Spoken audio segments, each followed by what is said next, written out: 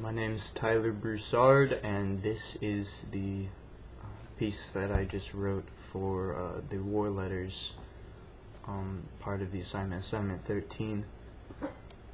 Alright. My dearest Penny, war be a gruesome thing. I've seen the faces of my fallen comrades as the life escapes their bodies. I've made friends with all sorts of soldiers across this battlefield, and yet I have lost them all. Why do we battle our brothers in such violent manners? For land? For money? For so-called freedom? Aye, freedom be not here, only death itself.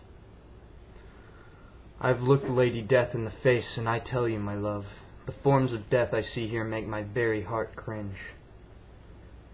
We know death is a part of life, yet we force it upon such young, brave, mindless men.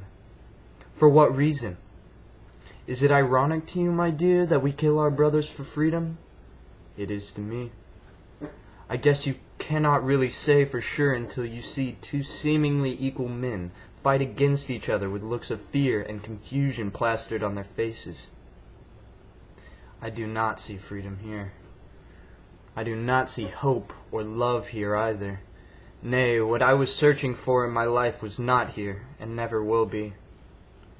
What powers that control our fate allowed such evil events to occur? What puppet masters have guided our strings to war only to find that freedom and happiness are definitely elsewheres? This is not God's will, I know it. The God I know is loving, purely kind, and filled with the light of love and happiness. It is almost as if the earth is no longer in God's good graces. Is it really just men against men? If that be the case, what is stopping us from sitting down together, playing the instruments of old, and singing together for the sake of our brotherhood? I cannot say for sure, my love. Only time will tell us what is true and what isn't. I do not wish to be here any longer. Yesterday I was forced to plunge my knife into the heart of a so-called enemy.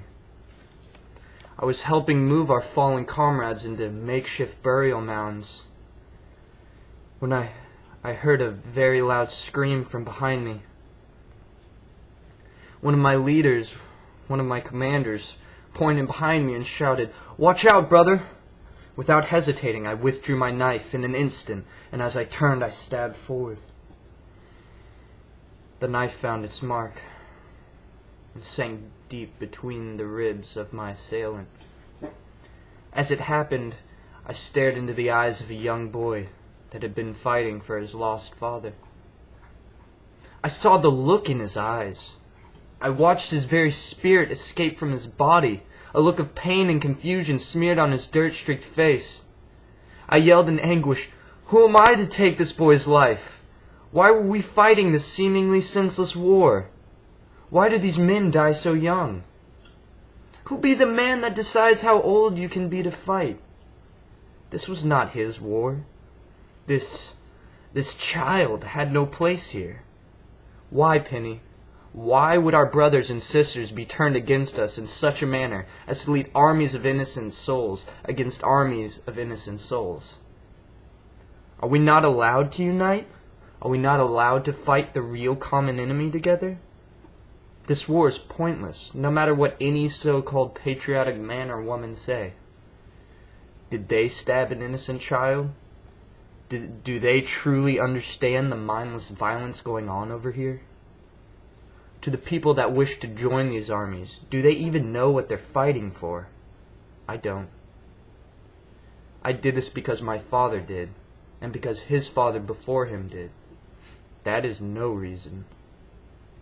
Please, my love, tell the people that the only way to truly unite is through love, through song, and through unity. Please tell them from me. I hear death knocking on my door, and I feel her cold embrace graze my shoulder. She comes soon. But will she hold any more answers on the other side? God alone knows for sure.